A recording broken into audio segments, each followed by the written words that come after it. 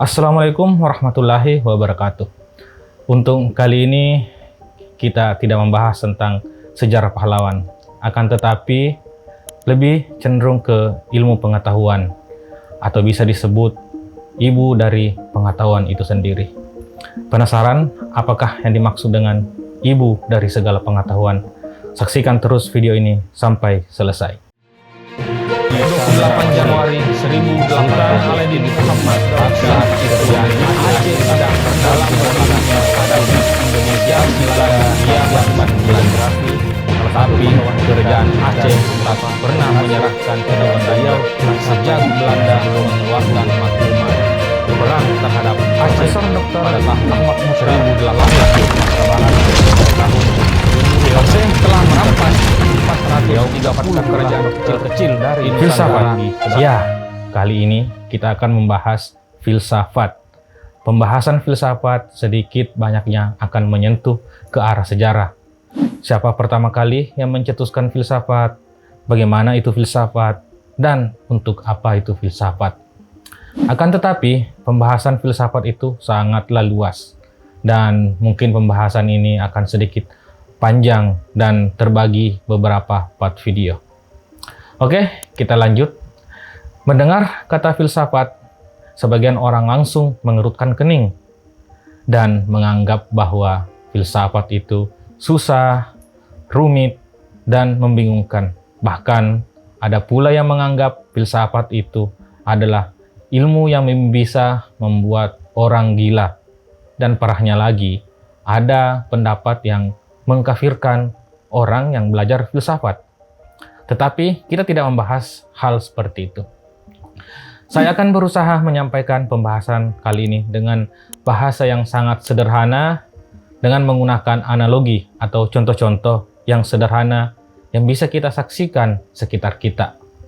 Akan tetapi, sebelum jauh masuk ke pembahasan, saya mencoba menjelaskan pengertian filsafat itu sendiri, agar pembahasan nanti kita bisa menyamakan persepsi atau cara pandang terhadap filsafat itu sendiri dan berfokus pada materinya. Saya mencoba untuk mendefinisikan apa itu filsafat. Akan tetapi, apakah teman-teman tahu itu definisi? Definisi adalah menjelaskan sesuatu yang kurang jelas menjadi lebih jelas. Pertama-tama, kita membahas apa arti kata filsafat. Istilah filsafat ini sebenarnya berasal dari bahasa Yunani, yakni philosophia, yang mana merupakan gabungan dari kata philo dan sophia. Philo berarti cinta dalam arti yang luas, bukan cinta lawan jenis, barang milik pribadi, atau sesuatu yang paling disukai. Tetapi sepertinya cinta mempunyai makna tersendiri. Akan saya buatkan pembahasan tersendiri nantinya. Makanya ikuti terus channel saya dan jangan lupa subscribe. Sementara sophia berarti kebijakan atau pandai. Jadi dapat disebut bahwa filsafat ini adalah keinginan untuk mencapai cinta pada kebijakan. Sementara definisi dari filsafat itu adalah pengetahuan yang membahas tentang segala jenis ilmu yang akan mengantarkan kepada kearifan dan kebijaksanaan. Sampai di sini sudah mulai paham ya? Ini salah satu alasan kenapa filsafat dikatakan ibu dari pengetahuan. Banyak ahli yang mendefinisikan apa itu filsafat. Puja Wijatna berpendapat bahwa filsafat adalah jenis pengetahuan yang berusaha mencari sebab secara sedalam-dalamnya bagi segala sesuatu yang berdasarkan pikiran belaka. Lalu, menurut Hasbullah Bakri, filsafat memiliki definisi berupa sejenis pengetahuan yang menyelidiki segala sesuatu secara mendalam, mulai dari ketuhanan, alam semesta, hingga manusia dapat menghasilkan pengetahuan tentang bagaimana hakikat sejauh yang dapat dicapai oleh akal manusia. Kemudian ada juga tokoh filsafat terkenal, yaitu Plato, yang mendefinisikan filsafat adalah pengetahuan yang berminat untuk mencapai pada kebenaran asli. Sampai di sini sudah mulai menarik atau malah menakutkan? tenang saja, sebenarnya pembahasan filsafat lebih cenderung mengarahkan kita menjadi orang yang bijaksana. Tapi mungkin sebaiknya kita mengenal para tokoh-tokoh filsuf Yunani agar bisa menambah wawasan kita dan mengenal pemikiran mereka. Kebanyakan tokoh-tokoh filsafat atau filsuf ini berasal dari Yunani, sebab ilmu pengetahuan tersebut memang bersumber dari pemikiran Yunani kuno. Para filsuf Yunani ini hidup sekitar abad sebelum Masehi. Meski mereka telah meninggal sudah ratusan tahun lamanya, tetapi pemikiran mereka turut berkontribusi pada ilmu pengetahuan filsafat ini. Yang pertama yaitu Socrates. Socrates hidup di sekitar tahun 469 sampai 399 sebelum Masehi. Beliau sangat menaruh perhatian pada manusia dan menginginkan supaya para manusia yang ada di muka bumi ini mampu mengenali dirinya sendiri. Menurut beliau, jiwa manusia merupakan asas hidup yang paling mendalam sehingga berkaitan dengan hakikat manusia sebagai penentu kehidupannya sendiri.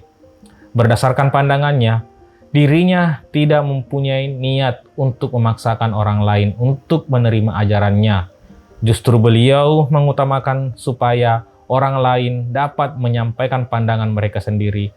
Maka dari itu, Socrates menggunakan dialektika, yaitu berupa berdialog dengan orang lain, supaya orang lain tersebut dapat mengemukakan atau menjelaskan pandangannya serta idenya, sehingga kemudian dapat timbul pandangan baru.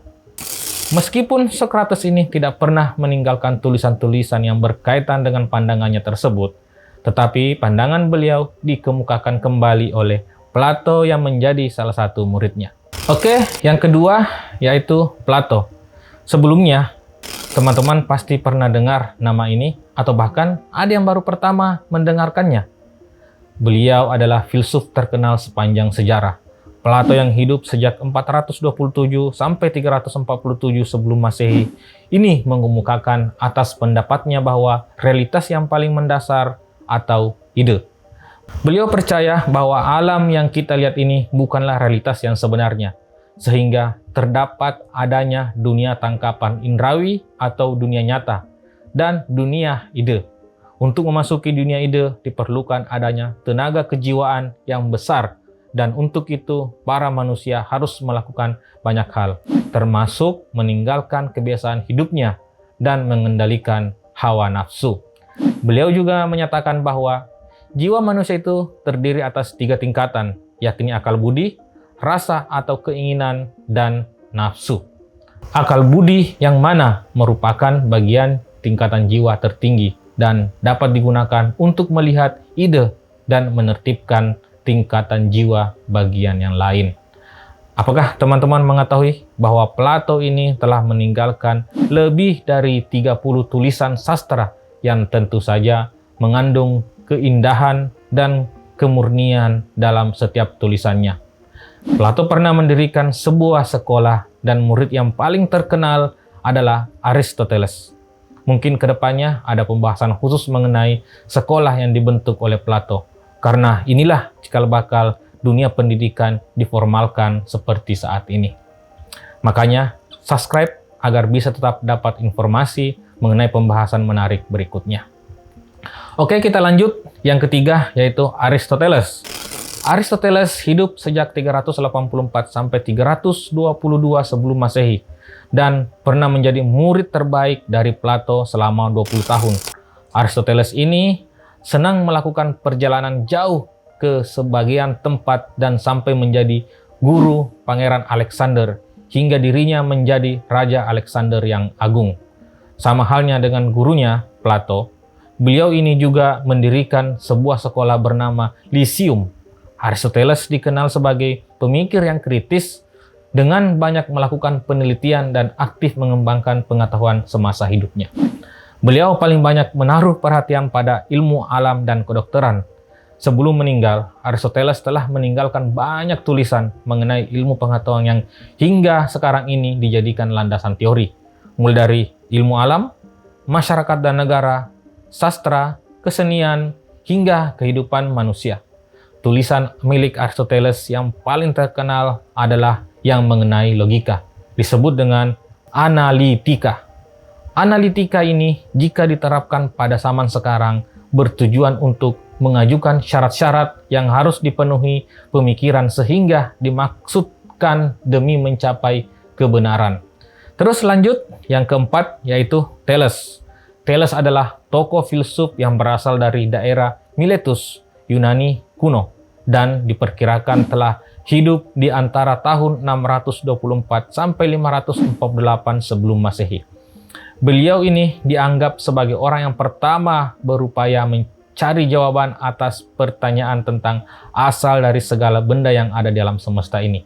Beliau tinggal di setiap pulau dan setiap hari melihat lautan luas, sehingga pandangannya tersebut dapat muncul. Thales pernah melakukan perjalanan hingga ke negeri Mesir dan menyaksikan bahwa air yang ada di sungai Nil dimanfaatkan oleh para penduduk, terutama untuk keperluan pertanian. Atas hal itulah beliau berpendapat bahwa asal segala yang ada di dunia ialah air. Air yang senantiasa bergerak itu dipandangnya sebagai asas kehidupan manusia. Pandangan beliau memang benar adanya, bukan? Sebab memang manusia tidak bisa hidup tanpa air. Lanjut ke yang kelima yaitu Anaximenes. Berbeda dengan Thales, Anaximenes yang hidup di antara tahun 585 sampai 528 sebelum Masehi ini justru berpandangan bahwa dasar kehidupan makhluk hidup di alam semesta ini adalah udara. Pandangan tersebut dikemukakan berdasarkan landasan pemikirannya bahwa manusia dan semua makhluk hidup itu bernapas, yakni mengambil udara yang ada di alam semesta. Udara memang sumber kehidupan semua makhluk hidup, dan tanpa keberadaannya, semua makhluk hidup yang ada di muka bumi ini akan mati. Jadi, beliau berpikir bahwa segala sumber kehidupan makhluk hidup adalah udara.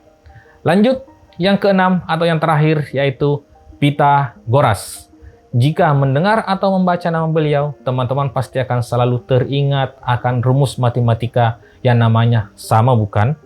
Nah, pencetus rumus matematika tersebut memang Pythagoras, yang juga merupakan tokoh filsuf terkenal.